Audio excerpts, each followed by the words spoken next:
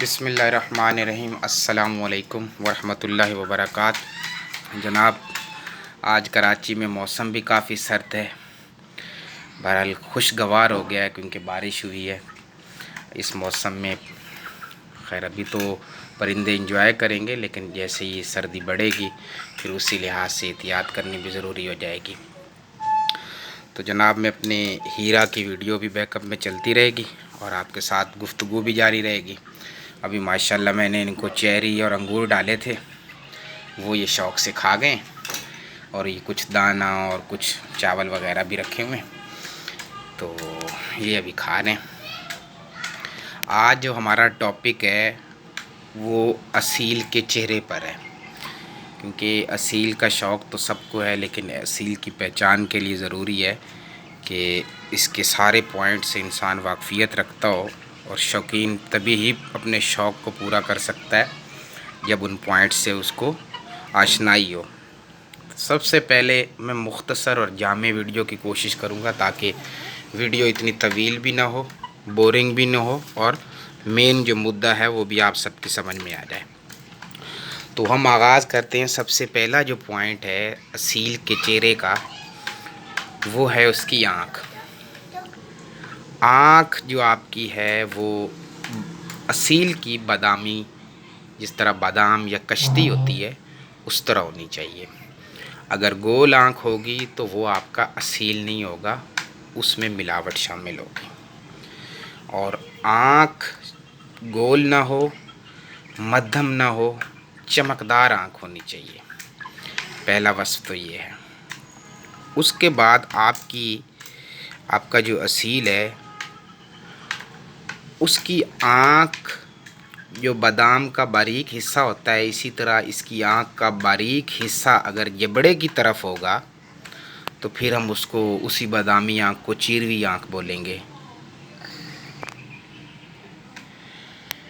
आँख जो सबसे बेहतरीन आँख होती है वो आधी बंद आँख होती है। अंदर जितनी आँख धसी हुई होगी तो वो असालत की निशानदेही करेगा। असालत का मतलब है कि वो मुर्गा उतना ही ज़्यादा गैरतमंद लड़ाका है। तो ये ज़रूरी है कि उसकी आँख अंदर धसी हुई होनी चाहिए। अगर नहीं धसी हुई, बाज़ औक़ात होता है कि कुछ नस्लों में आँख अंदर धसी हुई नहीं होती। धसी हुई आँख जो होती है वो बहुत ज़्यादा प्रोटेक्टेड होती है और फाइटिंग वगैरह के लिए लोग प्रेफर करते हैं धसी हुई आँख को।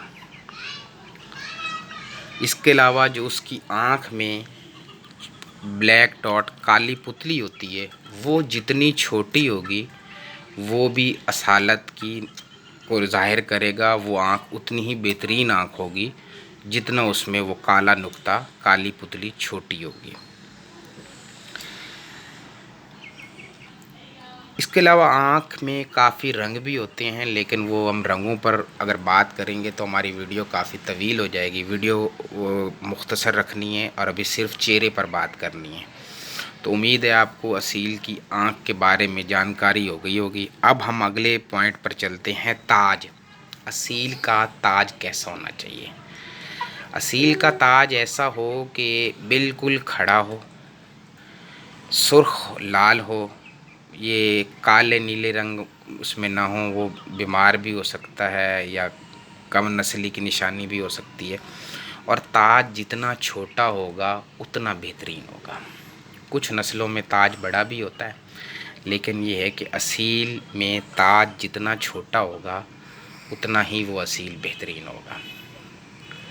और ताज जो है आँख से पीछे नहीं जाना चाहिए। जहाँ तक आँख है तो ताज उससे आगे आगे होना चाहिए। ताज के बाद हम बात कर लेते हैं कलियों की, जो मुर्गों या मुर्गियों में बिल्कुल चेहरे के नीचे, जिसे आप वो एक तरह से कह सकते हैं दाढ़ी, तो वो कलियां या पतरियां बोलते हैं। तो ये पतरियां असील में होनी ही नहीं चाहिए। हाँ, सिर्फ एक जागीरी नस्ल है जिसमें थोड़ी सी वो पतरियां होती हैं। तो इसके अलावा बाकी असील की जितनी भी नस्लें हैं उन सब में ये पतरियां नहीं होती। पतरियां होनी ही नहीं चाहिए, और अगर थोड़ी बहुत हैं तो सख्त होनी चाहिए, पतरियाँ ढीली नहीं होनी चाहिए। ये दूसरा पॉइंट, तीसरा पॉइंट हो गया। चौथा पॉइंट, सर। असील का सर कैसा होना चाहिए? असील का सर जो है वो चौड़ा सर हो, इसमें गोल भी हो सकता है, ढलवानी भी हो सकता है, यानी कि लंबा भी हो सकता है, दोनों सर ही अच्छे समझे जाते हैं। इसके बाद अगला पॉइंट है नोक। नोक या नोका। नोक ये झरीदार भी होती है और साफ़ नोक भी होती है, दोनों ही बेहतरीन होती हैं, इनमें कोई इतना बड़ा मसला नहीं है। लेकिन चूंच होनी कैसे चाहिए? चूंच के दो हिस्से हैं, एक ऊपर वाला जबड़ा और एक नीचे वाला जबड़ा। जो ऊपर वाली चूंच है वो नीचे वाली चूंच पर चढ़ी हुई होनी चाहिए। जिस तरह आपने वो तोता देखा है ना, तोते की चूंच जैसे आगे से मुड़ी हुई होती है, इसकी चूंच हल्की सी मुड़ी हुई होनी चाहिए, तो वो बेहतरीन नोक होगी। लेकिन अगर वो तोते की तरह और पैरेट बीक टाइप होगी तो वो फिर वो बेकार है, वो लड़ाई के किसी काबिल नहीं है। तो बिल्कुल पैरेट की तरह, तोते की तरह नहीं होनी चाहिए। जो आप उसकी असील की चोंच है वो बिल्कुल छोटी हो और मोटी हो, और साइज़ तकरीबन आप यूँ समझ लें तकरीबन 1 इंच का साइज़ हो, तो वो आपकी चोंच बेहतरीन चोंच गिनी जाएगी असील की। और ये जो मैं आपको नोक का बता रहा था कि जो आगे से नीचे वाले जबड़े पर, नीचे वाली नोक पर चढ़ी हुई होती है, तो ये वो एक तरह से लॉक बन जाता है, तो इसको इसलिए कुफल नोक भी बोलते हैं। नेक्स्ट पॉइंट, जो जबड़ा है वो आँख के नीचे तक होना चाहिए, यानी कि जितना बड़ा जबड़ा होगा उतना ही वो बेहतरीन होगा। इसके बाद हम बात कर लेते हैं नथने की। असील का जो नथना होता है वो खुला होता है, और कुछ में इस तरीके से होता है कि नथना के ऊपर जो पर्दा है वो पर्दा सा आता है, ताकि वो जो नथना है बिल्कुल प्रोटेक्टेड हो। वो बेहतरीन असील की निशानी है कि उस नथने के प्रोटेक्ट होने का फ़ायदा ये होता है कि मौसमी लिहाज से कि उसमें गर्द वगैरह नहीं जाती, धूल मिट्टी से वो बचा रहता है, नज़ला ज़ुकाम और इस तरह की जो बीमारियां होती हैं फेफड़ों की, असील उससे बचता है। दूसरा उसका ये है कि वो जब लड़ाई के लिए किसी भी दूसरे परिंदे से वो मद्दे मुकाबल आता है, तो ये जो नथना है उसके सांस की आमदो रफ्त में उसके लिए बेहतरीन रहता है। तो इसलिए वो जो प्रोटेक्टेड होता है, ये नथना सबसे खूबसूरत होता है।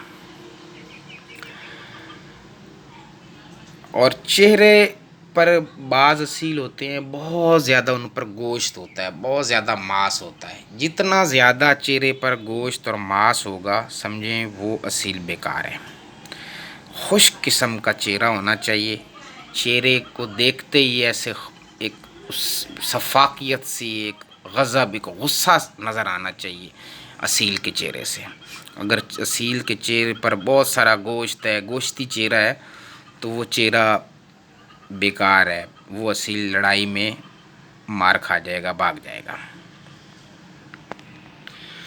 जनाब, उम्मीद है आपको ये जो मैंने इन्फॉर्मेशन दी इससे आपके हो सकता है असील के शौक़ को हवा मिली हो सकता है कुछ और भी पॉइंट्स हों, मज़ीद भी बहुत सारे पॉइंट्स होते हैं। जिस तरह मेरे इल्म में जितना इल्म था, जो मैंने सुना, जो मैंने पढ़ा, वो मैंने आपके साथ शेयर किया।